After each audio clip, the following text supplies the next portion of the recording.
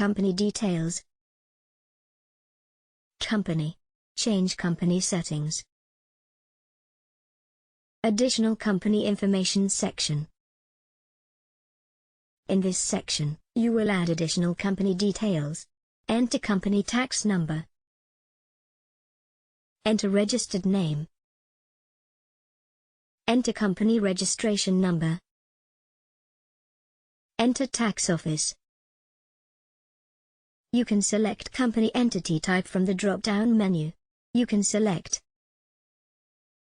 Close Corporation, Company, Partnership, Sole Proprietor, Trust, as your company type.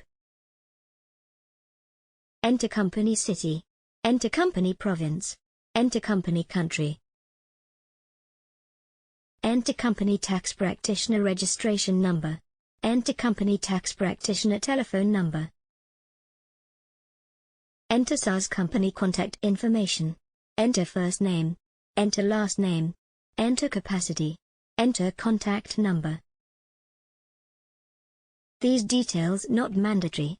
If you have these details, you can enter. After enter details, click Save button.